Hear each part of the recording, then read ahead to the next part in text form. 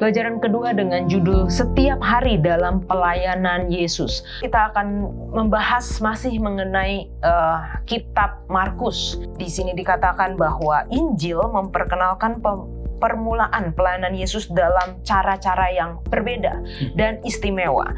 Kita melihat di awal dari pelayanan Yesus yang diceritakan oleh Markus, ini masih di dalam Markus pasal yang pertama, di ayat 16-20 dengan perikop Yesus memanggil murid-murid yang pertama.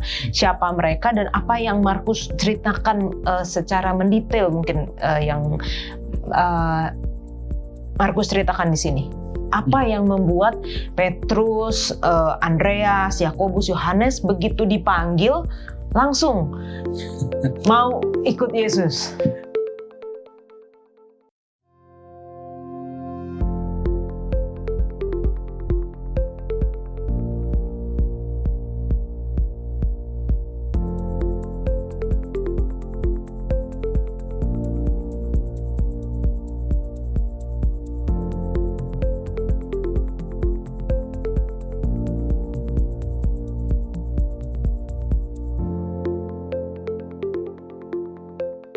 Selamat datang di diskusi Sekolah Sabat, diskusi pembelajaran Alkitab yang mendalam untuk menguatkan iman kepercayaan kita kepada Tuhan. Senang sekali bisa terus menemani pemirsa sekalian di pertengahan tahun dari 2024 di mana kita memasuki pelajaran yang baru, satu seri mengenai kitab Markus. Dan saat ini sudah hadir di studio bersama-sama dengan kita juga sahabat-sahabat yang akan menemani kita berdiskusi. Terima kasih untuk waktunya sudah datang, dan tentunya kita senang juga untuk menyapa teman-teman yang telah menuliskan di komentar YouTube channel Diskusi Sekolah Sabat. Untuk yang pertama boleh minta kesediaan dari Emi untuk membacakan. Dari FK Story, amin, puji Tuhan, terima kasih atas perbincangan Sekolah Sabat ini. Kemudian dari John Ibo, puji Tuhan, kami selalu terberkati dengan pelajaran Sekolah Sabat yang dibahas melalui channel ini. Salam dari Timika, Papua untuk Pendeta Heski dan tim. Tuhan berkati selalu. Kemudian dari Lans Likuayang, amin, pelajaran SS ini sangat menarik dan membuat saya lebih mengerti untuk harus tetap satu frekuensi dengan Tuhan. Puji Tuhan. Kemudian dari Tulun Dusun Official Channel, puji Tuhan atas penjelasannya sangat menarik. Tuhan Yesus memberkati. Amin. Amin. Yang pertama ada Lumpinga Lisa. Amin. Puji Tuhan atas penerangan yang begitu memberi pengertian kepada kelas sekolah sahabat kami di cabang Konsulung Kota Marudu, Sabah. Yang kedua, ANN Italepesi. Shalom, puji Tuhan menarik pelajaran sekolah sahabatnya. Semoga jadi berkat, hormat dari Ambon. Amin. Ya. Ada juga dari AFC Tiur Sarina. Salam Pak Pendeta, terima kasih atas penjelasan sekolah sahabatnya. Dian Karnia Prasetya, amin, puji Tuhan untuk diskusi sekolah sahabat, Tuhan memberkati. Amin. Pendeta Leroy. Selanjutnya dari Rini Lantemona, ya. Terima kasih, amin, puji Tuhan atas penjelasan sekolah sahabat. Semoga kita tetap selalu setia kepada Tuhan. Sarin ini dari Jemaat GMK Tabukan Selatan Tengah. Amin. Kemudian dari Adam Talanila Dani. Terima kasih keterangan pelajaran yang begitu jelas dan mempermudah kita dalam pelajaran sekolah sahabat. Selanjutnya dari Roy.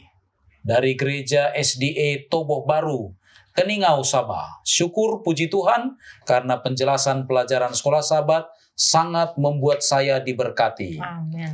Selanjutnya dari akun 6 hari, Shalom, ya. Gorontalo bergabung, wah mantap, ya. Lalu yang terakhir dari Stelanes, Shalom, puji Tuhan untuk pembahasan pelajaran sekolah sahabat yang dapat menolong saya untuk mengetahui pelajaran yang sangat penting ini. Amin. Amin. Terima kasih untuk kesaksian dari teman-teman yang telah berbagi dengan kami bagaimana pelajaran sekolah sahabat ini dapat membantu di dalam pembelajaran baik secara pribadi, keluarga, dan juga jemaat. Bagi teman-teman yang lain yang rindu untuk mengekspresikan sukacita belajar bersama dengan kami persilahkan juga untuk menuliskan di kolom komentar YouTube channel Diskusi Sekolah Sahabat. Dan seperti biasa, saya menawarkan buku Sekolah Sahabat yang baru, yaitu kitab Markus yang kita dapat kirimkan kepada teman-teman sekalian yang rindu untuk belajar bersama dengan kami namun sulit untuk mendapatkan akses kepada buku ini. Karena buku ini terbatas, ada di Hope Channel, kami akan mengirimkan kepada saudara-saudara yang memang membutuhkan dan memang sulit untuk memiliki dan rindu untuk belajar bersama. Jadi jangan ragu untuk hubungi nomor call center Hope Channel Indonesia dan kami akan mengirimkan ini ke tempat Anda dengan cuma-cuma. Pelajaran kedua kita akan membahas masih mengenai kitab Markus dan masih di pasal 1 dari kitab Markus. Di sini dikatakan bahwa Injil memperkenalkan permulaan pelayanan Yesus dalam cara-cara yang berbeda dan istimewa. Seperti Matius memperkenalkan Yesus ketika memanggil para murid dan juga mengkhotbahkan khotbah di atas bukit. Lukas menceritakan kisah khotbah perdana Yesus di satu hari Sabat dalam sinagog di Nazaret. Yohanes mengisahkan pemanggilan terhadap beberapa murid pertama dan pernikahan di Kana, di mana Yesus melakukan tanda pertamanya. Injil Markus mengisahkan pemanggilan terhadap 4 murid dan selanjutnya ada momen-momen, ada cerita-cerita lanjutan yang dalam pelajaran pekan ini mencatat sedikit perkataan dari Yesus, yaitu sebuah panggilan singkat kepada pemuritan, sebuah perintah kepada iblis, sebuah rencana untuk mengunjungi lokasi-lokasi lain, dan penyembuhan seorang kusta dengan instruksi agar memperlihatkan dirinya sendiri di hadapan imam agar dinyatakan tahir. Kita akan segera mengikuti pelajaran kita.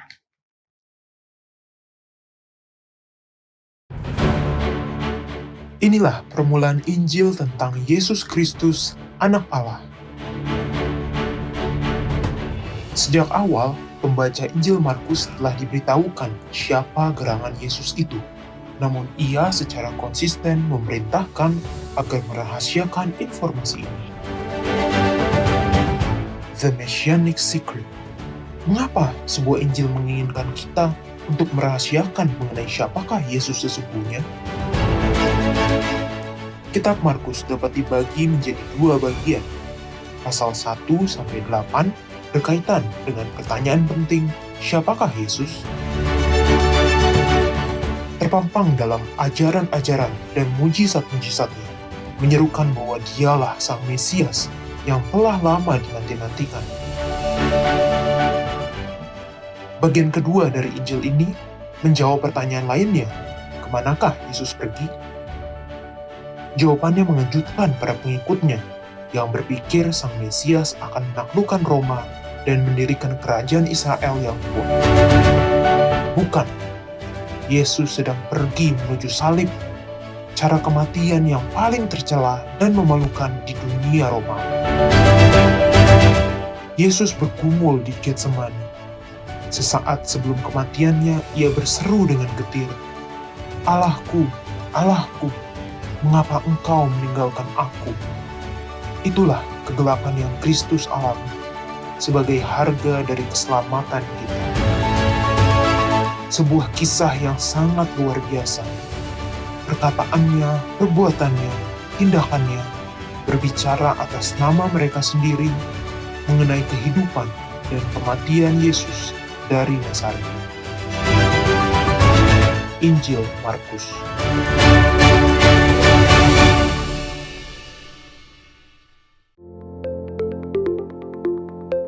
Pelajaran kedua dengan judul Setiap Hari dalam Pelayanan Yesus. Ayat hafalannya terdapat di dalam Markus 1 ayat 17. Yesus berkata kepada mereka, "Mari ikutlah aku dan kamu akan kujadikan penjala manusia." Kita akan membuka diskusi kita dengan doa dibawakan oleh Emi. Kita satu di dalam doa. Tuhan, terima kasih atas berkat kesempatan kami boleh kembali belajar tentang Tuhan. Kami berdoa kiranya Roh Kudus menuntun kami yang ada di tempat ini ketika kami mendiskusikan tentang firman Tuhan. Kiranya kami boleh menemukan Kristus di dalamnya. Dan juga biarlah Tuhan memberkati para pemirsa yang akan menonton sehingga ketika kami berdiskusi dan mereka mendengarkan, kiranya berkat surga menjadi bagian mereka dan kami boleh sama-sama pulang kembali dengan keadaan bersukacita oleh karena kebaikan Tuhan. Terpujilah namamu, kami serahkan semuanya ke dalam tangan Tuhan di dalam nama Yesus yang adalah juru selamat kami berdoa. Amin. Amin. Terima kasih Emi. Bicara mengenai pelayanan Yesus, saya kenal sahabat-sahabat yang ada di sini pernah berada di dalam, bahkan masih berada di dalam ladang pelayanan, ladang penginjilan. Boleh nggak ceritain sedikit pengalaman pelayanan yang berkesan, Emi? Kalau dari aku, karena aku belum terlalu lama ya, masih umur 20-an. Dan pengalaman belum terlalu banyak, tapi ada satu pengalaman pelayanan yang paling berkesan, itu ketika diberikan kesempatan lewat satu organisasi untuk pergi pelayanan di tempat yang jauh dan yang berbeda. Jadi harus tinggal kurang lebih selama 10 bulan di sana dengan orang-orang budaya yang berbeda, belajar bahasa mereka, dan saya suka cari tahu kan, saya suka belajar. Jadi itu satu pengalaman yang asik, tapi juga cukup menantang karena ada tugas yang harus dibuat. Itu sih. Oke. Kalau dari Peter? Ya kurang lebih hampir mirip-mirip lah ya. Saya pernah juga ditugaskan gitu dari satu organisasi jadi sukarelawan TSPM gitu untuk melayani masyarakat di pedalaman Papua. Itu cukup jauh, perjalanan aksesnya cuma lewat sungai atau pesawat. Itu pun bandara lokasinya sekitar 2 hari. 1 hari 1 malam berjalan kaki ke lokasi. Budaya berbeda, kadang juga adaptasinya sulit. Mereka juga belum terlalu menguasai bahasa Indonesia. Jadi kami harus di satu sisi bergumul untuk berkomunikasi dengan mereka, melayani mereka, membuat mereka paham bagaimana bisa makan makanan yang sehat, sharing tentang Alkitab, karena mereka belum kenal Tuhan Yesus. Bahkan teman kami, ada seorang pendeta kami itu, guru kami, dia putar film Tuhan Yesus di handphone kecil, tapi ditaruh di depan dan di sekitar hampir satu kampung duduk nonton dari handphone kecil itu. Dan mereka baru langsung berkata, wah ini Tuhan Yesus ya, saya baru pernah lihat ini. Walaupun hanya divisualkan lewat film, tapi sangat senang bisa bersama-sama dengan mereka. Wah, luar biasa. Ini memang banyak ya, pasti pengalaman-pengalaman yang berkesan dan selalu diingat. Di dalam ladang penginjilan pun saya ingat pernah sampai sudah tidak punya apa-apa, tiba-tiba Tuhan kirimkan ini cukup, bahkan lebih dari cukup gitu untuk kebutuhan, bahkan untuk memberi kembali kepada pelayanan. Kalau Pendeta Leroy pasti sudah lebih banyak bervariasi juga, Pendeta. Ada yang kira-kira pengen diceritain hari ini? Soalnya semua pasti berkesan ya, Pendeta. Semua berkesan. Iya. Jangan kita bilang nggak berkesan, tersinggung mereka. Tapi yang jelas ada satu pengalaman karena masalah bahasa ya. Ada juga satu pernah saya layani satu tempat. Dia belum jadi jemaat ya. Jadi ini ada di satu tempat di negara Filipina ya. Jadi saya sempat desain di situ. Lalu ya bayangkan, saya nggak tahu bahasa setempat ya, Tagalog ya. Waduh, ini repot sekali. Dan mereka juga nggak ngerti bahasa Indonesia. Iya. Jadi satu-satunya alat komunikasi ya bahasa Inggris. Tapi bahasa Inggris juga agak kurang mereka rupanya. Hanya ketua jemaatnya dan istrinya yang ya artinya fasih ya. Jadi apa yang saya buat? Saya bikin pelayanan ya lebih kepada bahasa tubuh. Saya jadi ya, tapi pada akhirnya saya bisa memenangkan mereka ya. Tapi bergumul ya, saya berdoa banyak. Gimana caranya Tuhan? Dan mereka katakan, kok pendeta bisa ngerti apa yang kami bilang ya? Katanya. Lalu saya bilang, itu bukan masalah bahasa, itu masalah hati. Jadi saya buat hati saya di situ. Jadi saya berusaha untuk pahami apa yang mereka katakan. Sayang sekali, tidak nempel bahasa Tagalog itu saya itu aja. Ya, terima kasih. Kalau dengar-dengar mungkin masih ngerti sedikit, hanya susah untuk bicara ya. Ada beberapa kata yang mirip ya, tapi selanjutnya kita nggak komplit ya. Apalagi saya suka kan dapat gambaran yang utuh gitu ya. Betul. Ya. Oke, terima kasih Pendeta. Nah, kita melihat di awal dari pelayanan Yesus yang diceritakan oleh Markus, ini masih di dalam Markus pasal yang pertama, di ayat 16-20 dengan perikop Yesus memanggil murid-murid yang pertama. Siapa mereka dan apa yang Markus ceritakan secara mendetail mungkin yang Markus ceritakan di sini, Emi. Kalau dari aku sih, aku lihat yang pasti mereka nelayan ya Kak. Karena di ayat 19 bagian akhir dan juga ayat 16 mereka dikatakan sementara membereskan, ada yang menebarkan jala, ada yang membereskan jala. Jadi itu yang aku tahu. Kemudian yang digambarkan dari mereka sih, kalau dari aku di sini penurut ya. Karena ketika Yesus ajak, mereka entah waktu mungkin situasi mereka seperti apa, tapi ditulis mereka pada akhirnya mengikuti dia. Jadi itu yang bisa saya lihat dari apa yang Markus jelaskan soal mereka secara singkat. Oke. Peter? Di sini ada Petrus, Andreas, Yakobus, dan Yohanes. Kalau dilihat, kalaupun aku merindukan panggilan penurutan mereka itu terjadi di kehidupan kita sekarang. Ya kan Pak Pendeta? Enggak perlu. Maksudnya mudah sekali begitu mereka menerima undangan Tuhan itu. Begitu Tuhan melihat mereka lagi sibuk-sibuk kerja, itu lagi nafkah mereka itu. Nafkah mereka itu. Tapi begitu Tuhan bilang, marilah ikutlah aku. Tidak pakai sebentar ya, saya pikir-pikir dulu atau resign dulu atau apa dulu. Lepas, langsung jalan. Wow, itu salah satu tamparan juga buat saya. Kadang ya harus bijak-bijak. Tapi ini keren sih, bergumul banget untuk hal ini Kak. Oke, dan kalau kita baca buku Sekolah Sabat kita, ini mungkin Markus sudah menuliskannya dengan gamblang, hanya saja kita seringkali cuman lewat gitu aja gitu kan. Dan ketika penulis menjelaskan, oh iya ternyata benar ya, ada perbedaan antara Petrus dan Andreas. Di situ dikatakan mereka menebarkan jala di danau, jadi tidak ada yang lain-lain, tidak ada kapal, tidak ada orang bersama-sama dengan mereka. Sedangkan bagi Yakobus dan Yohanes dikatakan di sini membereskan jala di dalam perahu, lalu meninggalkan ayahnya bersama dengan orang-orang upahannya. Jadi ada kita melihat ada dua sisi. Yang satu memiliki sumber daya yang lebih besar daripada yang lain, tetapi sama-sama responnya sama gitu. Jadi sama-sama langsung mengikut Tuhan Yesus. Dan ini menjadi pelajaran juga bagi kita ya. Tuhan memanggil semua orang. Jangan dibilang, oh Tuhan saya nggak punya apa-apa, saya nggak punya sumber daya apa-apa, saya nggak punya kemampuan apa-apa. Tuhan tetap memanggil kok orang-orang seperti itu. Dan orang yang sudah punya sumber daya, oh ya udah saya kasih uang saja, contohnya gitu ya. Atau saya kasih ya kemudahan saja bagi kalian, saya nggak perlu ngapa-ngapain. Tapi Yohanes dan Yakobus ketika mereka memiliki sumber daya itu di dalam tangan mereka, Tuhan memanggil mereka dan mereka mau untuk datang menurut kepada Yesus. Nah,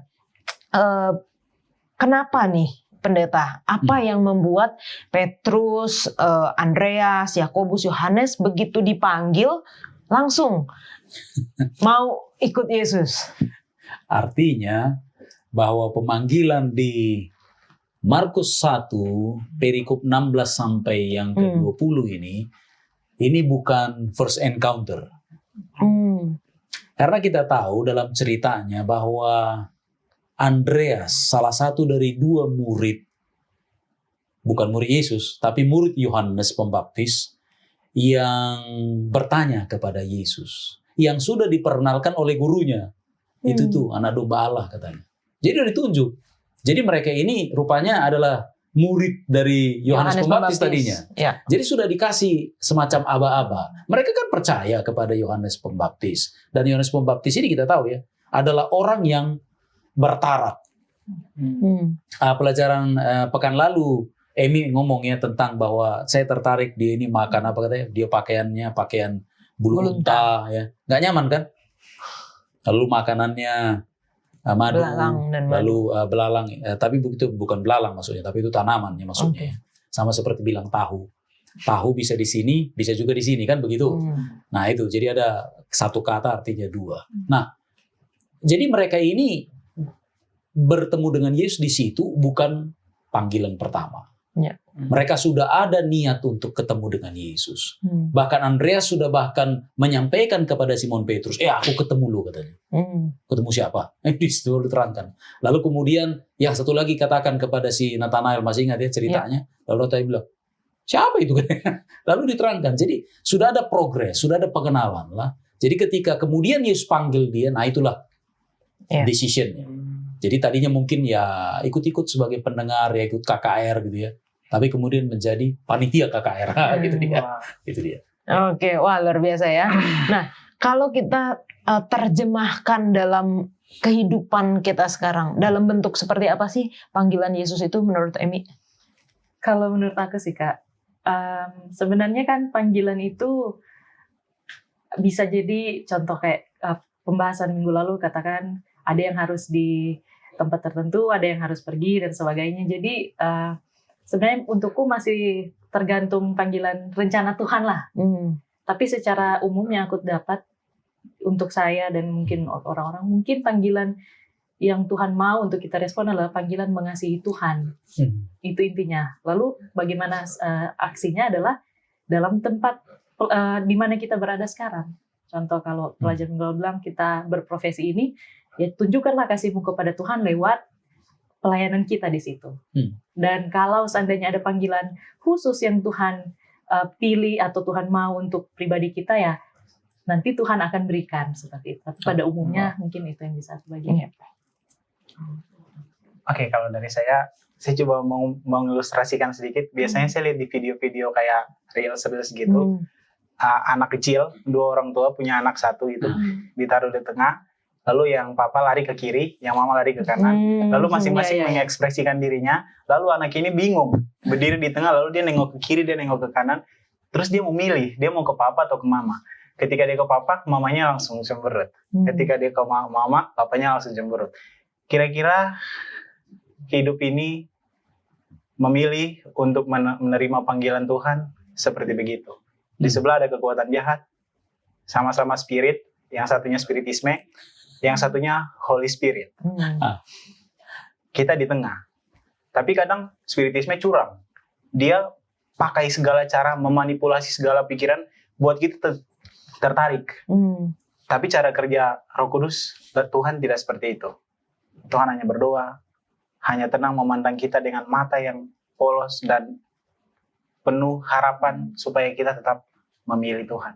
Tapi spiritisme nggak begitu. Oh, dia pasti sogok yang kayak gadget atau apa yang membuat pikiran kita termanipulasi dan kita bergeser. Jadi kira-kira cara kita untuk memilih di dunia sekarang itu seperti begitu. Hidup itu pilihan. Tergantung mana yang kita mau ambil. Terima kasih. Dan ini pelajaran sekolah sahabat kita triwulan lalu ya pendeta ya, pertentangan besar. Jadi bagaimana di dalam kehidupan kita setiap pilihan kita itu kita sedang memilih satu atau dua kubu gitu. Jadi kubu Tuhan Yesus atau kubu setan, kubu yang tadi Peter bilang spiritisme atau kubu Holy Spirit gitu. Jadi di dalam setiap pilihan kita itu adalah pertentangan besar yang sedang kita jalani saat ini. Nah, yang saya mungkin pahami adalah pendeta ada panggilan secara umum bagi seluruh orang-orang percaya umat Kristen, itu Matius 28 ayat 19 dan 20. Ada panggilan secara khusus bagi orang-orang yang mungkin pergi ke tempat-tempat atau melayani di organisasi-organisasi yang Tuhan telah buat juga. Kalau apakah memang seperti itu, pendeta? Baik, untuk sebagai klarifikasi saja ya, Matius 28 ayat 19-20 itu terjadi di Galilea, di satu gunung. Kalau kita coba identifikasi, itu berada di Gunung Tabor. Jauhnya kalau dipakai penggaris gitu ya, dari Yerusalem itu 100 km jauhnya. Dan pertemuan itu bukan untuk 12 murid saja sebenarnya. Kalau kita gabung dia dengan keterangan dari Rasul Paulus, ada 500 orang ada di situ. Plus dengan 11 murid lagi, 11 murid. Karena mereka dalam perjalanan. Ketika Yesus katakan dia bangkit, lalu dia kasih tahu kepada perempuan-perempuan, aku mau ketemu dengan sahabat-sahabatku di Galilea. Ya, jadi itu pertemuannya. Jadi dan Yesus tidak langsung naik dari situ, karena Yesus itu naik di Zaitun, yang hanya ya katakanlah seperjalanan sahabat kalau tarik garis lurus, itu dekat sekali kan. Nah di situ dia baru naik. Nah tapi yang menarik begini, itu penyebutan kepada 500 orang ya disampaikan. Anggap ini sebagai sebuah yang general ya. Kamu pergi karena kau murid kan, kalau sudah jadi murid kamu harus buat orang jadi murid lagi. Ada pernyataan seperti itu bukan? Tapi ada juga panggilan-panggilan secara khusus. Seperti contohnya menjadi penjala manusia atau nelayan manusia. Ya kan? Berarti harus ada skill. Kalau nangkap ikan dia sudah paham, ya kan udah jago-jagoan semua kan begitu. Entah kasih si Petrus dengan Andreas yang nelayan darat karena nggak punya perahu, ya kan? Ada nelayan darat kan? Dia dari di pantai itu atau naik dia masuk dia sedikit ke air itu lalu lemparkan. Atau seperti ya Yakobus dan Yohanes yang punya perahu atau kapal ya atau ya perahu lah ya. Lalu dan mereka tinggalkan sesuatu untuk benar-benar komit. Kan begitu. Tapi yang jelas semuanya itu memberikan satu komitmen kan begitu. Nah, yang bagi kita yang secara khusus ya itulah jadi persoalannya. Ketika disebut khusus masih sideline. Iya. Ya. Side job. Tapi bagi orang yang memang punya tugas, misalnya dia adalah seorang ekonom, pekerja di perusahaan atau punya usaha sendiri, dia juga harus paham bahwa dia dipanggil. Tapi gantinya mengatakan bahwa panggilan Yesus itu adalah yang sideline, justru bisnisnya itu adalah sideline. Jadi itu hanyalah sebagai marketnya dia, menjadi center of influence dia dalam memberikan pengaruh karena semua kita dipanggil. Tapi ada yang secara khusus memang full time ministry, begitu ya. Lalu ada yang half. Tapi sebenarnya kalau kita berpikir kembali kepada konsep pelayanan, tidak ada yang half. Semuanya itu adalah full time ministry, bukan? Karena kita anggap itu semua sideline ya. Semua bisnis kita adalah sideline. Karena ketika saya bertemu dengan pelanggan, saya mikir tentang bagaimana memenangkan jiwa orang ini. Amsal katakan, bijaklah orang yang memenangkan jiwa, katakan. Mau jadi orang pintar, jadi bijak, menangkan orang. Wah. Luar biasa. Jadi kita harus merespon ya panggilan itu ya. Baik secara umum ataupun secara khusus dan di mana saja kita berada. Biarlah respon kita sama seperti 4 murid ini. Ketika Tuhan panggil kita, kita mengerti bahwa tugas utama kita adalah untuk memenangkan jiwa. Semua yang kita lakukan adalah sampingannya aja ya. Kayak Paulus ya pendeta ya. Ketika dia bikin tenda itu sampingannya aja. Yang utamanya adalah untuk memenangkan jiwa. Baik teman-teman, jangan kemana-mana karena kita akan lanjutkan setelah yang satu ini.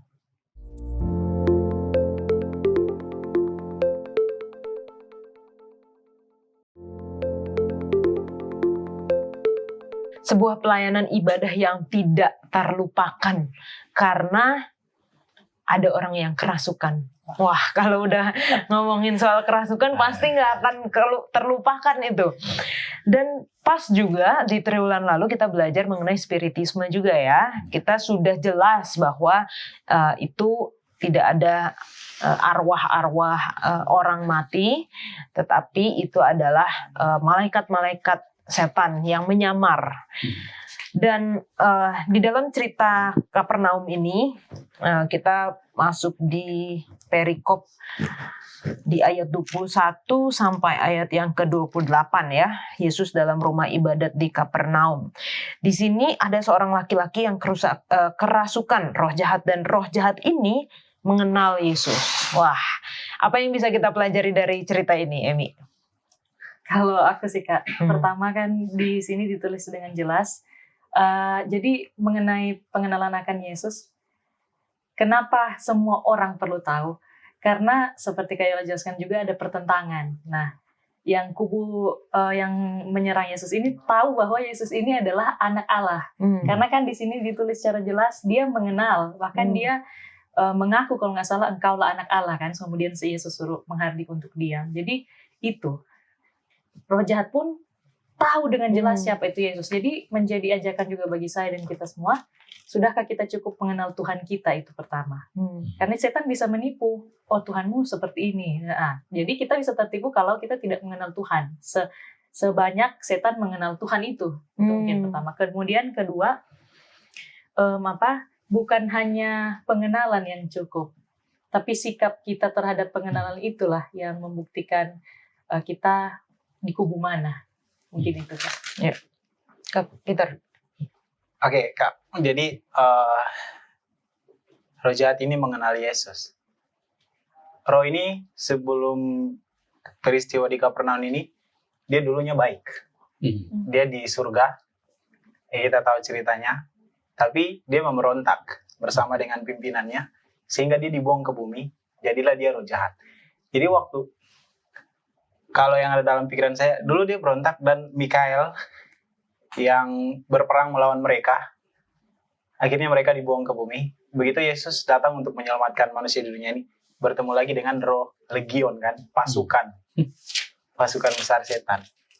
Jadi apa yang terjadi di surga waktu mereka melakukan pemberontakan, waktu Yesus datang ke dunia untuk menyelamatkan manusia, ketemu lagi dengan dia sedang menjerat manusia juga. Jadi wajar bahwa roh jahat ini takut, gemetar. Saking gementarnya dia langsung mengucapkan kata-kata yang jangan sakiti aku, urusan apa kau denganku gitu. Tapi dia nggak tahu bahwa Tuhan adalah Yesus dan Juru Selamat yang mau menyelamatkan jiwa yang sedang disandra oleh roh jahat ini. Ini pelajaran yang keras buat saya. Sama seperti tadi Emi sampaikan. Roh jahat aja bisa mengenal Tuhan dan mengakui Tuhan seagung itu. Apalagi saya manusia yang berdosa, yang hina. Bahkan kadang-kadang saya lupa akan Tuhan saya, tidak mengagumi dia, tidak peduli dengan jalan-jalannya.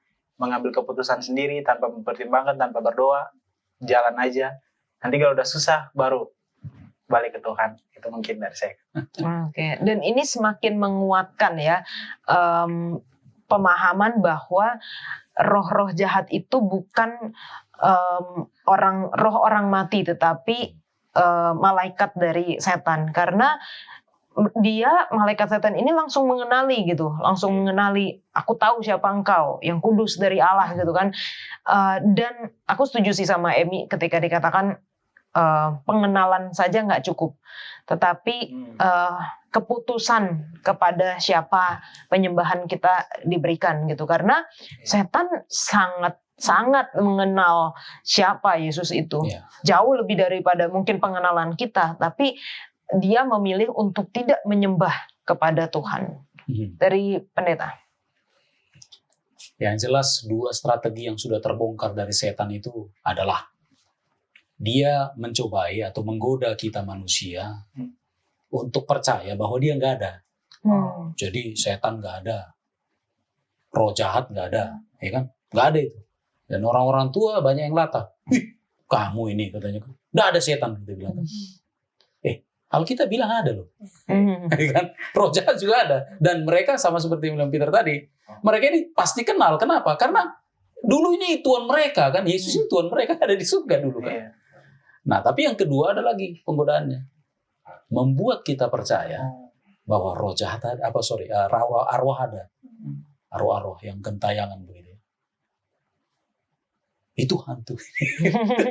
Itu roh nenek moyang yang datang ya, sehingga dia bisa bersuara sama seperti nenek moyang, kan begitu. Padahal sebenarnya itu kan twisted itu kan.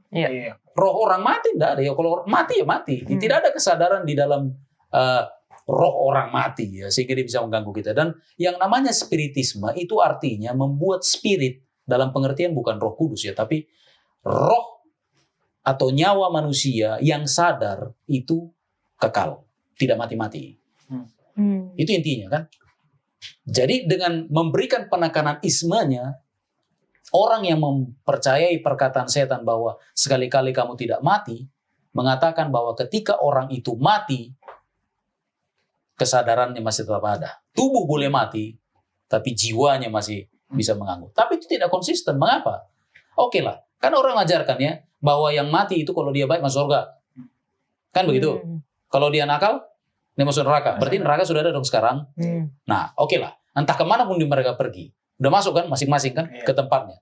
Tapi mengapa kita temukan ada orang mengatakan, ih itu bodoh hantu di paret-paret sana katanya kan. Loh, katanya di sana. Kok ada di situ? Yang mana kan? Tidak konsisten. Jadi ngarang namanya kan. Dasarnya tidak ada. Tapi banyak manusia tertipu. Buktinya orang takut di kuburan. Ya kan? Bukan karena takut setannya loh. Tapi karena apa? Roh-roh orang mati, bukan? Dan itulah tipu daya setan yang paling luar biasa. Jadi kalau kita ya walaupun kita tahu kuasa setan bisa membuat segala sesuatu, tapi harus ada dari pengetahuan kognitif kita bahwa itu nggak ada. Iya. Tapi setan ada, bisa membuat yang tidak ada itu sebenarnya jadi seperti ada. Padahal bukan itu. Nah, kira-kira demikian. Baik, terima kasih pendeta penjelasannya. Sekarang ada pertanyaan yang menarik lagi, dan saya yakin Emi sama Peter juga pengen nanyain ini pendeta. Kenapa disuruh diam? Kenapa Tuhan Yesus menghardik roh-roh itu untuk diam? Apakah ada situasi di mana baiknya kita juga untuk diam gitu, untuk enggak mengatakan kebenaran? Oke, selain daripada mengatakan untuk memastikan kebenaran itu diungkapkan, tapi ingat konteksnya berada dalam kondisi apa sekarang ini. Jadi Markus pasal yang pertama ini pada perikop 21 itu berada di rumah ibadat. Lagi ngapain? Lagi sembahyang, lagi berbakti. Ada orang ribut. Nah, kalau Yesus ini adalah orang yang suka dipuji-puji, dipamer-pamerin begitu, maka dia ngomong gitu kan. Karena dia nggak khotbah jadinya kan begitu. Tapi Yesus nggak begitu. Bagi dia suara Tuhan itu lebih penting daripada suara itu yang kamu gitu kan, bisa tenor kan. Dan itu bukan maksudnya Tuhan. Dia mau memberikan landasan yang tepat, ya. Jadi kalau sekiranya nanti di gereja atau di kebaktian ya, ada orang menyanyi ya, berdiam, berdiam, bisik pun jangan, supaya apa? Supaya setan bicara, bukan supaya Tuhan bicara. Karena dalam keributan, entahkah yang dikatakan itu benar, itu adalah sebuah kepalsuan. Jadi jangan kita mau ditipu ya oleh berisik-berisiknya ibadah, sehingga Tuhan tidak didengar. Jadi kalau ada nanti orang itu bakti agak riuh gitu ya segala macam, bilang diam. Karena saya mau dengar apa? Saya mau dengar Tuhan. Tentu saja kita berikan sound of joy ya, sound of worship bisa juga. Tapi ketika Tuhan berbicara, biarlah sound of worship berdiam. Iya. Apalagi suara setan ya. Jangan. Dan ini mengingatkan saya juga bahwa inti dari penyembahan, inti dari perbaktian kita harusnya bukan diri kita, tetapi kepada Tuhan ya. Kepada Tuhan kita memberikan penyembahan kita. Oke, ceritanya berlanjut lagi nih pendeta. Markus 1, perikop yang selanjutnya, Yesus menyembuhkan ibu mertua Petrus dan orang-orang lain. Ini ada di ayat 29 sampai ayat yang ke-34. Nah, apa yang bisa kita pelajari dari cerita ini, Emi?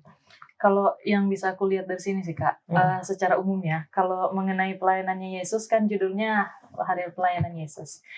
Aku lihat yang jadi tamparan juga buatku sih.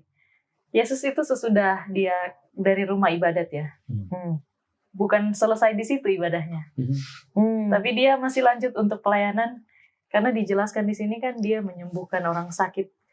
Ya, di dalam hal ini kan ibu mertua Petrus sakit demam. Yesus ada di sana. Dan bukan cuma sampai di situ, sampai ayat dibilang 32, menjelang malam pun sesudah matahari terbenam, masih ada orang yang datang yang mungkin kalau saya ya, sudah cukuplah 1 hari kan pelayanan. Tapi Yesus tidak berhenti di situ, dan itu salah satu karakter Yesus itu salah satu hal yang mengingatkan saya bahwa pelayanan itu ya seperti pendeta juga sampaikan, full time. Kapanpun ada orang yang membutuhkan, sebisanya kita melayani ya kita harus melayani. Itu yang bisa aku lihat dari Yesus berdasarkan tulisan Markus ini. Oke. Dari tulisan ini saya dapat satu pemikiran Kak. Ini yang membuat Yesus berbeda dengan ahli-ahli Taurat dan orang-orang Farisi.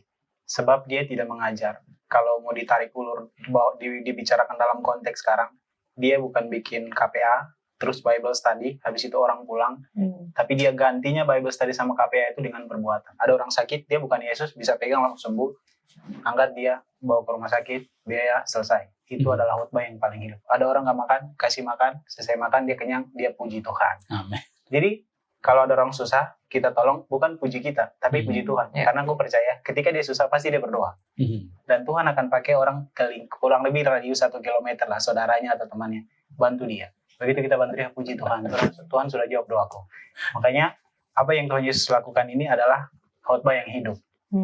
Jadi pelajaran untuk saya, Bible study penting, khotbah penting, gereja penting, meditasi semua penting, tapi yang lebih penting adalah khotbah yang hidup, jauh lebih penting. Itulah sebab Tuhan Yesus bilang diam, karena dia tidak butuh agung-agung atau sanjungan orang, tapi dia punya perbuatan, karena lebih banyak dia menyembuhkan orang dengan perbuatannya daripada dia berkhotbah. Oke. Dan pelajaran kita di hari Selasa ini menceritakan banyak banget detail-detail yang kita bisa ambil setiap pelajarannya. Contohnya tadi dikatakan oleh Emi, setelah mereka berbakti dan itu menandakan hari Sabat, orang-orang itu datang setelah matahari terbenam gitu. Jadi mengindikasikan bahwa pada zaman Yesus pun berbakti, beribadah, menyucikan hari Sabat. Dan ini yang saya paling suka sih, ketika dia menyembuhkan ibu mertua dari Petrus. Di ayat 31 dikatakan, ia pergi ke tempat perempuan itu dan sambil memegang tangannya, ia membangunkan dia. Lalu lenyaplah demamnya. Kemudian perempuan itu melayani dia. Jadi ini mengindikasikan bahwa yang disembuhkan oleh Yesus ketika sembuh melayani dia gitu, melayani mereka. Dan ini sering kita dengar dan sering kita katakan save to serve gitu. Jadi diselamatkan untuk melayani gitu. Jadi jangan karena saya sudah diselamatkan, saya nggak perlu bikin apa-apa lagi, tetapi layanilah orang, jangkaulah orang supaya mereka juga bisa selamat. Dari pendeta. Ini Petrus ini tipikal menantu yang baik ya. Kita tahu dalam banyak case dalam rumah tangga, banyak orang ya gibahin mertuanya gitu. Tapi Petrus tidak begitu. Dia tahu mertuanya sakit, lalu Yesus dibawa ke sana. Dan segera setelah disembuhkan ini ibu mertua, lalu segera melayani. Bukankah kita sedang melihat diri Marta dalam diri mertua si Petrus ya? Tapi ada satu lagi yang mungkin kita bisa dapatkan, bahwa look at this, ya, bahwa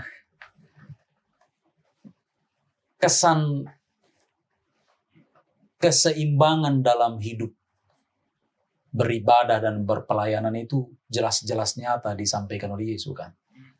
Ya, dia berbakti, dia beribadah di gereja, katakan di sinagog dia mengajar, tapi suruh setan diam, sementara dalam pelayanannya orang lain bicara. Dan dia diam, dia dengar, lalu dilayani, kan begitu ya. Jadi itulah gunanya di setiap kali kita di hari Sabat ya, asal selesai ibadah ada lagu tutup ya. Lagu tutup itu kan sebenarnya adalah menguatkan benediction yang sudah disampaikan. Pergilah gitu ya.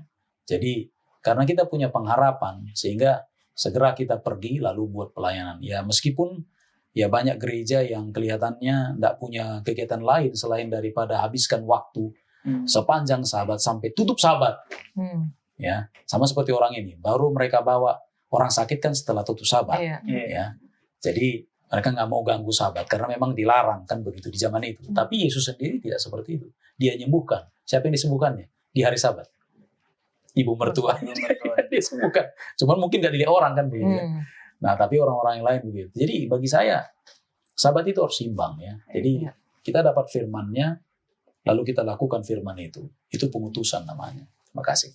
Amin. Terima kasih Pak Pendeta. Baik teman-teman, jangan kemana-mana karena kita akan lanjutkan pelajaran kita setelah yang satu ini.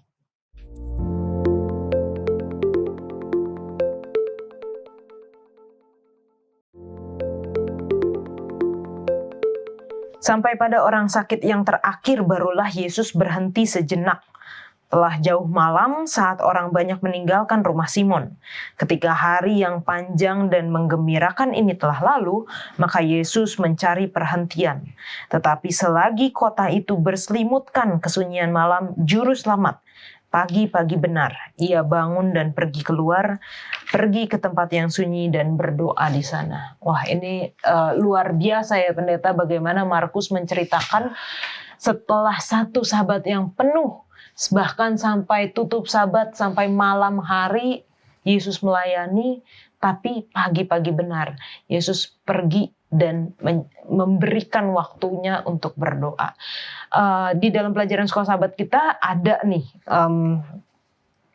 dikatakan kata kerja bangun, keluar, dan pergi semuanya dalam bentuk aoris dalam bahasa Yunani menandakan sampai selesai. Namun kata kerja berdoa menggunakan bentuk imperfect tense. Ini mungkin ada yang pendeta bisa jelaskan dari hal ini. Ya, tata bahasa Yunani ya. Ya, sama seperti past tense. Ini aoris ini kan maksudnya past tense. Dalam Inggris itu kan, itu digambarkan seperti titik ya. That's all. Selesai. Itu tidak manjang ya. Sementara kalau yang namanya imperfect ini atau sering disebutkan namanya dengan continuous ya. Ini kan digambarkan seperti garis. Ya, garis. Mau sampai kapan terserah garis itu.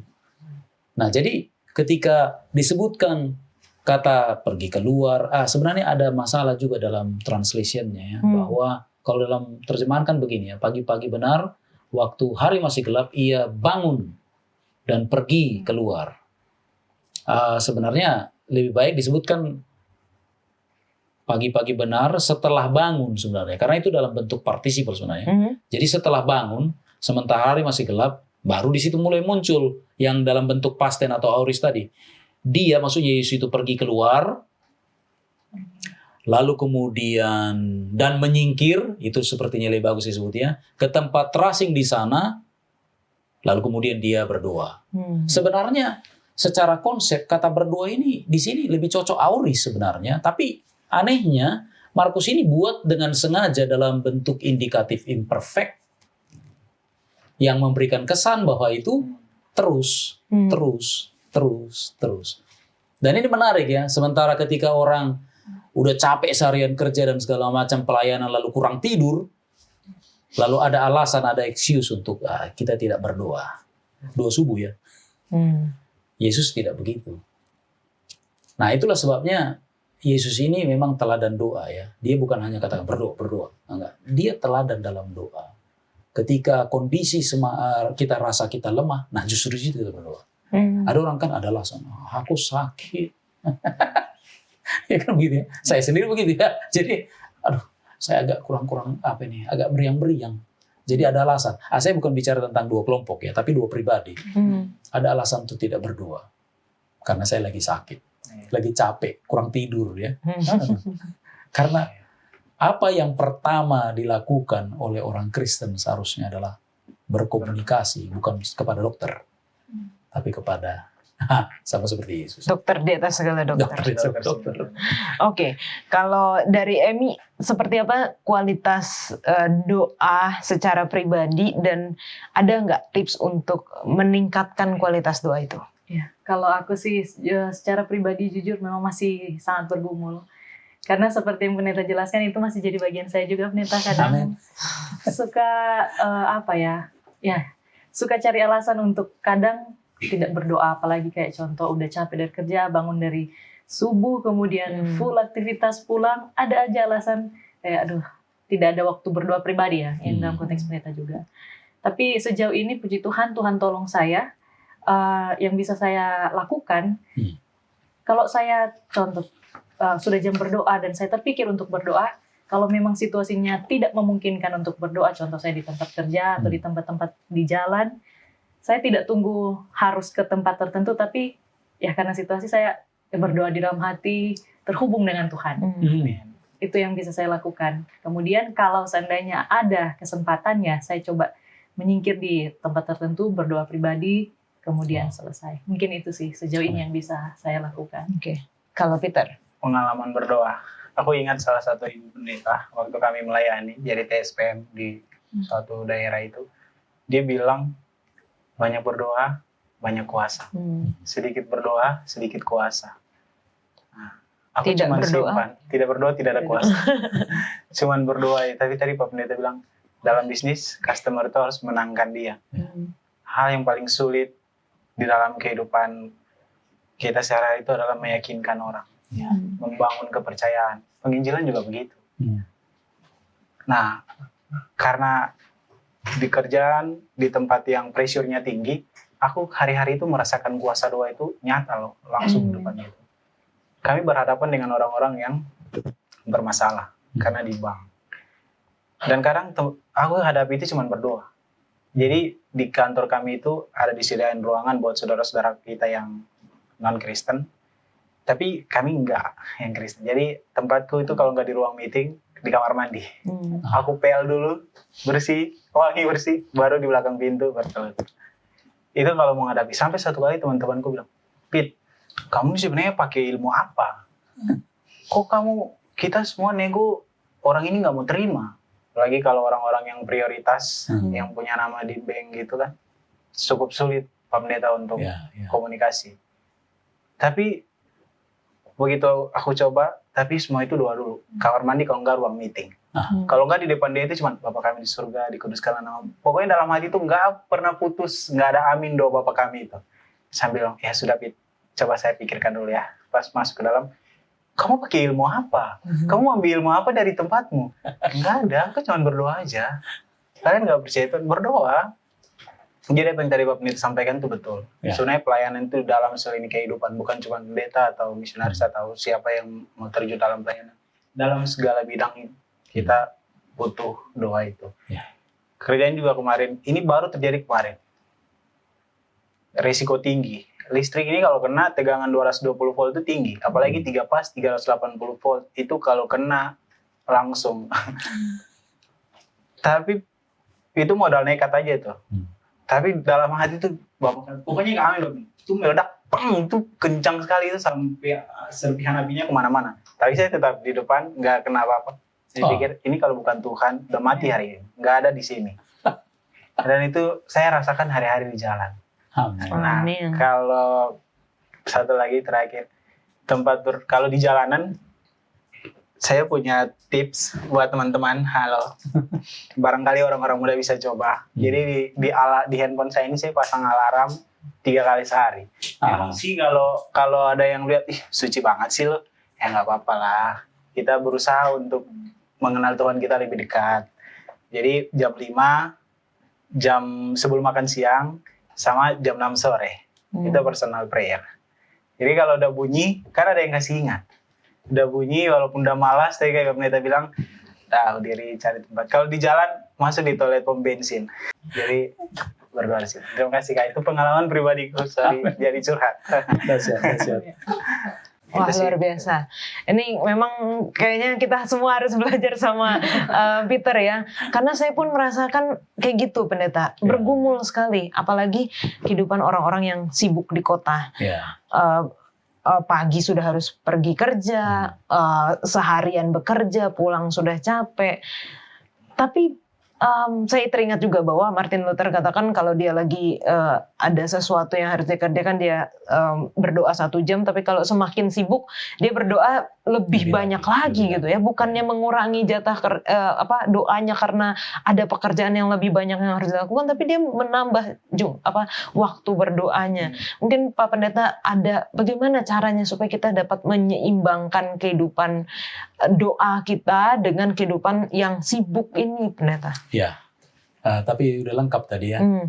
Jadi Amy ngomong tentang everywhere, begitu ya.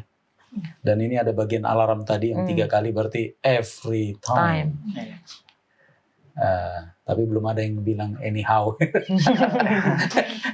Mungkin bagian ini kan. Jadi tentu saja berdoa ini kan membuat kita menyadari atau seharusnya berdasarkan kesadaran bahwa itu menguntungkan. Ngobrol dengan Tuhan kan begitu, itu menguntungkan.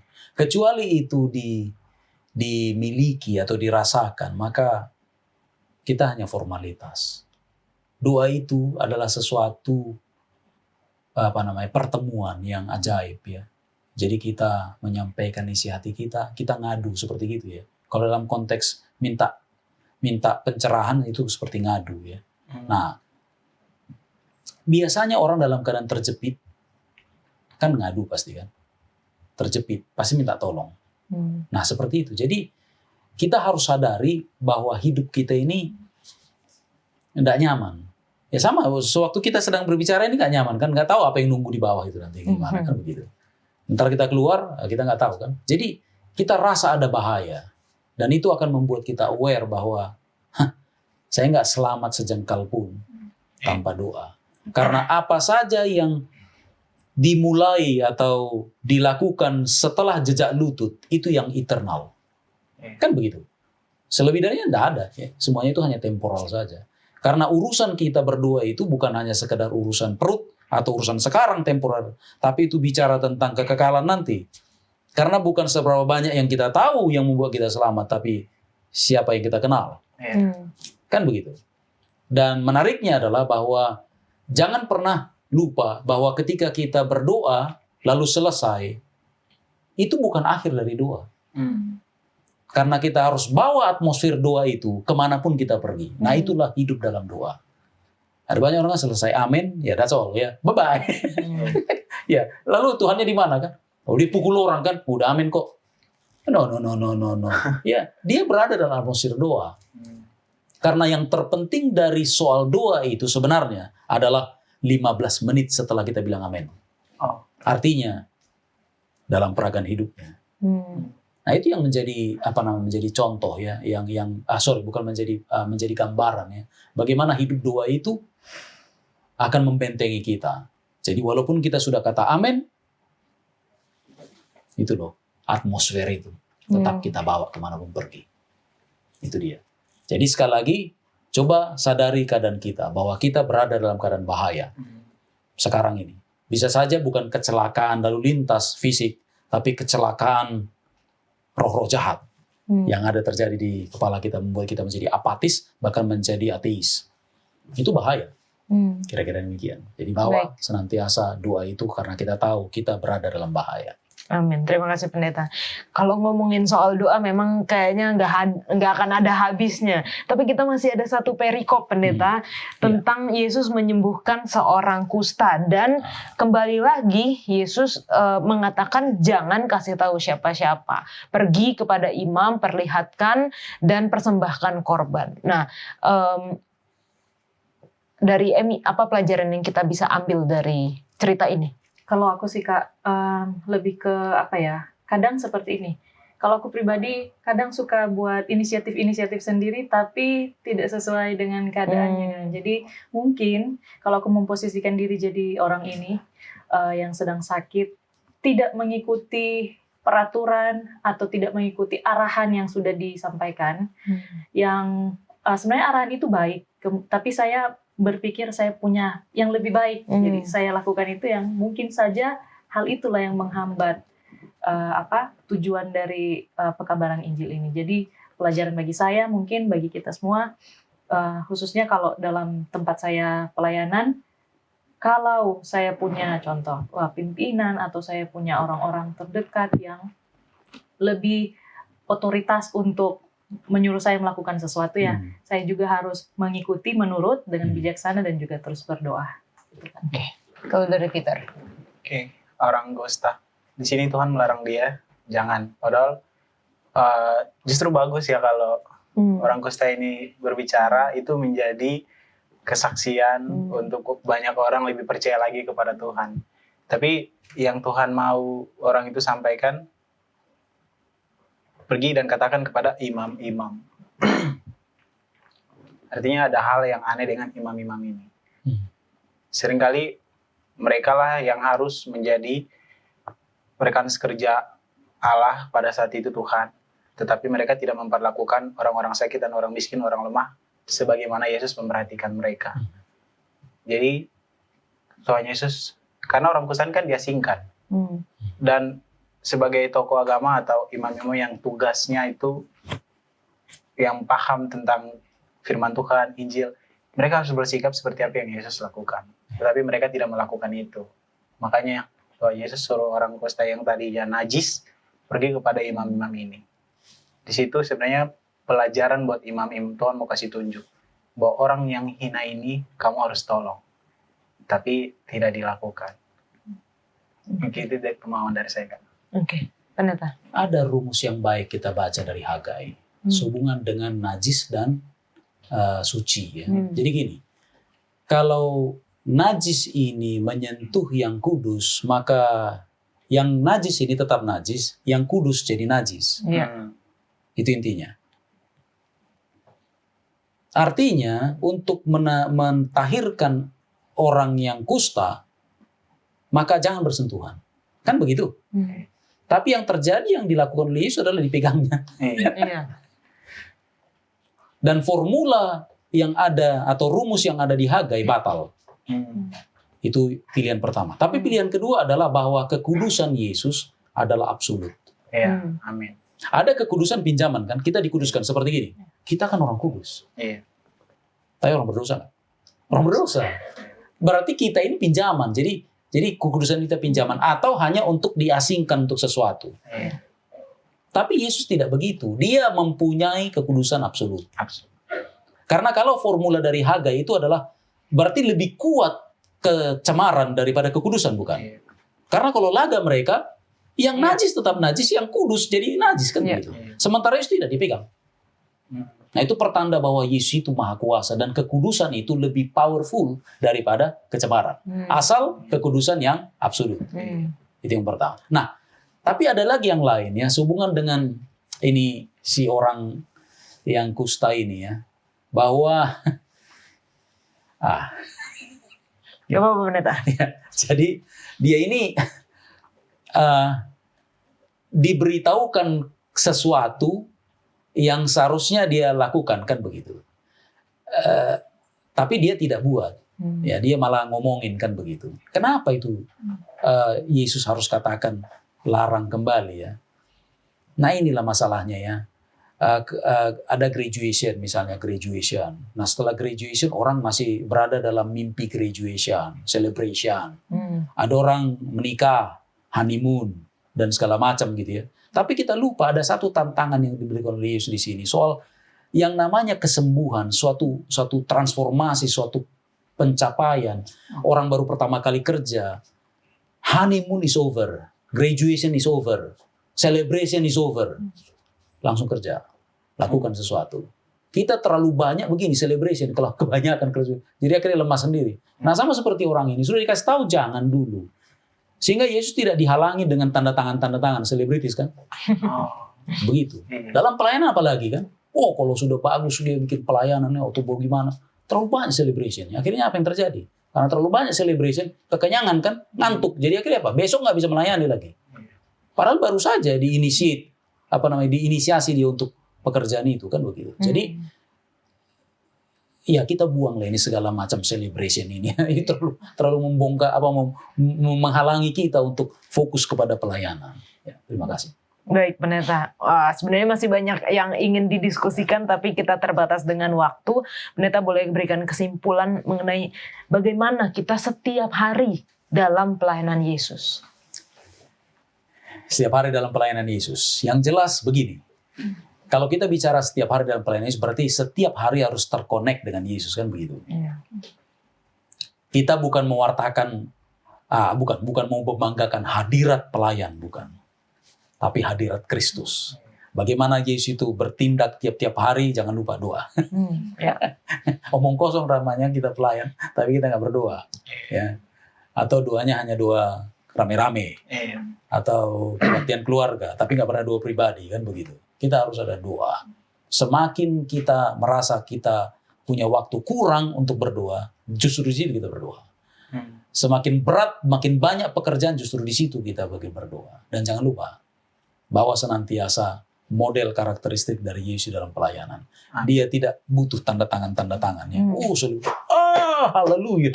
Orang itu dipuji-puji dan segala macam. Karena semakin kita dipuji, jadi kepedean jadinya, bukan kepetean ya. Tahu kepedean dan kepetean? Percaya diri dengan percaya Tuhan. Kita bukan PD, tapi PT, percaya Tuhan, bukan percaya diri ya. Kira-kira gitu. Terima kasih.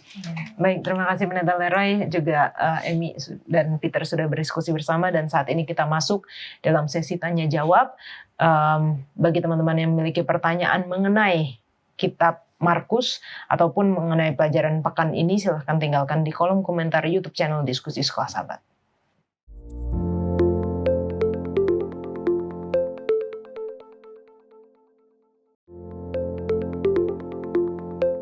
Saat ini kita masuk di dalam sesi tanya jawab.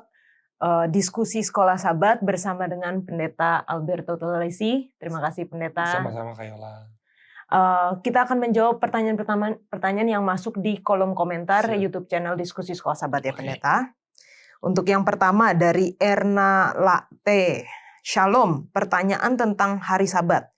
Dalam Kejadian 1, Allah menciptakan hari ke-7 yang disebut hari Sabat.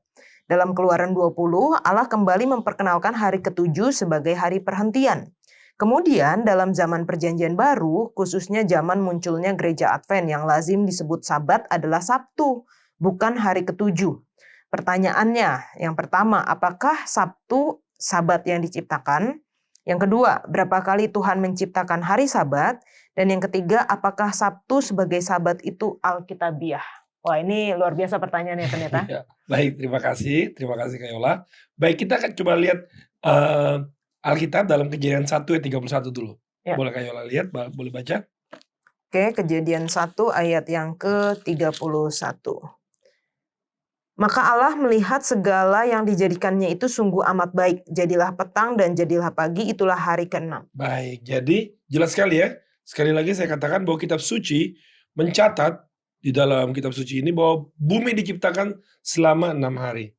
Jadi kalau bilang hari ke-6 berarti hari yang 24 jam. Nah, lalu selanjutnya ayat Kejadian 2 ayat 1-3. Demikianlah diselesaikan langit dan bumi dan segala isinya. Ketika Allah pada hari ke-7 telah menyelesaikan pekerjaan yang dibuatnya itu, berhentilah ia pada hari ke-7 dari segala pekerjaan yang telah dibuatnya itu.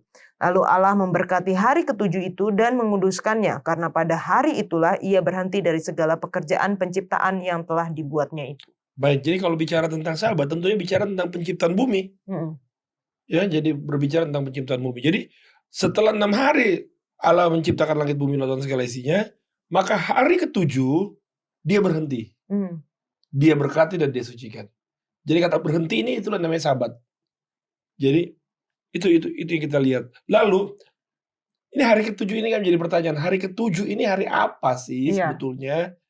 Apakah hari Sabtu atau hari lainnya? Mari kita buka Alkitab. Kak Yola boleh baca dalam, kita ambil dari Markus. Markus 16 ayat 1 dan 2. Markus 16 ayat 1 dan 2. Setelah lewat hari Sabat, Maria Magdalena dan Maria ibu Yakobus serta Salome membeli rempah-rempah untuk pergi ke kubur dan meminyaki Yesus. Dan pagi-pagi benar pada hari pertama minggu itu, setelah matahari terbit, pergilah mereka ke kubur. Baik, kita tahu bersama bahwa ini adalah peristiwa tentang kebangkitan Tuhan Yesus Kristus. Markus mencatatnya. Jadi setelah hari Sabat lewat, lalu hari pertama, pagi-pagi hari pertama dalam minggu itu mereka pergi. Jadi kita tahu bersama dunia kekristenan dimanapun saja bahwa Paskah atau kebangkitan Yesus itu adalah terjadi hari Minggu. Semua dunia kekristenan akui itu. Nah, hari Minggu adalah dicatat dalam Alkitab hari pertama di dalam Markus ini. Lalu sebelum hari Minggu Alkitab mencatat adalah hari Sabtu, hari Sabat. Di sini. Jadi setelah dikatakan di sini bahwa setelah lewat hari Sabat, Maria Magdalena dan Maria ibu Yakobus serta Salome membeli rempah-rempah untuk pergi ke kubur dan menyaki Yesus. Dan pagi-pagi benar, jadi dia belinya setelah matahari terbenam. Pagi-pagi benar, pada hari pertama minggu itu pergi ke kubur dan dijumpai. Jadi jelas sekali bahwa sebelum hari Minggu dalam bahasa Indonesia adalah hari Sabtu. Jadi kalau ditanya hari ke-7 itu adalah hari apa dalam bahasa Indonesia? Ya hari Sabtu. Hari pertamanya adalah hari Minggu. Minggu, Senin, Selasa, Rabu, Kamis, Jumat, Sabtu. Dulu orang Indonesia menggunakan kata Ahad sebagaimana orang Arab. Jadi hari Ahad itu adalah hari Minggu. Hari pertama. Jadi jelas sekali. Hari Sabtu adalah hari ke-7. Itu yang dikenal dengan hari Sabat Tuhan Allahmu. Terima kasih Kak Yola. Terima kasih Pak Pendeta. Jadi jelas sekali ya bahwa memang hari Sabtu sebagai hari Sabat itu Alkitabiah karena ada buktinya di dalam Alkitab. Baik, pertanyaan yang kedua Pendeta dari Linda Sihombing. Shalom, saya Linda dari Jakarta. Dari penjelasan dari pendeta bahwa saat penghakiman 1000 tahun di mana api turun atau disebut neraka, bahwa selain iblis, binatang, dan nabi-nabi palsu adalah yang disiksa siang dan malam, namun untuk manusia adalah hanya mendapatkan kebinasaan yang kekal, bukan siksaan yang kekal. Yang mau saya tanyakan, Hukuman bagi manusia apakah rata antara orang yang sangat jahat, pembunuh, dan lain-lain dengan orang yang tidak begitu jahat? Thanks, Tuhan memberkati. Baik, terima kasih Kak Yola. Terima kasih untuk pertanyaannya. Baik pemirsa Hope Channel Indonesia, mari kita lihat apa sih yang dimaksudkan dengan api yang kekal itu ya. Coba kita buka di dalam Yudas 1 ayat 7. Oke. Yudas 1 ayat 7. Ya, Yudas hanya satu pasal, biasanya bisa disebut juga Yudas 7. Sama seperti Sodom dan Gomora dan kota-kota sekitarnya yang dengan cara yang sama melakukan percabulan dan mengejar kepuasan-kepuasan yang tak wajar telah menanggung siksaan api kekal sebagai peringatan kepada semua orang. Nah, dan ini Sodom dan Gomora, ayat Alkitab katakan disiksa dengan api kekal. Pertanyaannya, masih menyala api itu sampai sekarang? Nggak ada. Ya. Kekal dalam konteks apa sih? Maksudnya api yang membinasakan tuh, api kekal dalam membinasakan tuh dalam konteks apa sih? Coba kita buka Maleakhi 4 ayat 1 kayaknya. Oke, Maleakhi 4 ayat 1. Bahwa sesungguhnya hari itu datang menyala seperti perapian, maka semua orang gegabah dan setiap orang yang berbuat fasik menjadi seperti jerami dan akan terbakar oleh hari yang datang itu, firman Tuhan semesta alam, sampai tidak ditinggalkannya akar dan cabang mereka. Baik, terima kasih Kak Yola. Jadi dibakarnya habis. Dalam konteks api kekal itu adalah sebagaimana Sodom dan Gomora dibakar sampai habis. Itu dalam konteks bahwa objek pembakaran itu selesai. Itulah konteks api yang kekal dalam tadi kalau kita lihat ya dalam kitab suci ya. Lalu bagaimanakah termasuk iblis? Iblis juga akan dibinasakan. Akan dibinasakan dengan api yang kekal. Pertanyaannya lah, berapa lama orang-orang itu? Bagaimana? Apakah sama semua orang yang jahat banget dengan orang yang bagaimana kira-kira? Apakah semua sama? Coba kita baca Mazmur 9 ayat 9 Kayola. Mazmur 9 ayat yang ke-9. Dialah yang menghakimi dunia dengan keadilan dan mengadili bangsa-bangsa dengan kebenaran. Jadi baik, terima kasih. Allah itu maha adil. Dia jauh lebih adil dari kita. Dia tahu mana. Pasti dia akan sesuai dengan keadilannya. Jadi mana yang ini Allah maha adil. Pastinya yang paling lama dibinasakan, yang paling lama dibakar dan disiksa adalah Lucifer. Ya. Karena dialah tokoh dari segala kejahatan. Dialah yang mengawali pemberontakan terhadap Allah. Jadi jangan takut, Allah maha adil. Baik pendeta. Jadi memang kita melihat ya dari Alkitab bagaimana Alkitab menjelaskan dirinya sendiri dan terima kasih untuk teman-teman yang sudah menuliskan pertanyaannya di kolom komentar YouTube channel Diskusi Sekolah Sabat. Sepanjang triwulan ini kita akan membahas mengenai kitab Injil Markus. Silahkan taruh pertanyaan jika Anda masih bingung atau ada yang ingin ditanyakan sehubungan dengan kitab Markus. Kita kembali ke studio.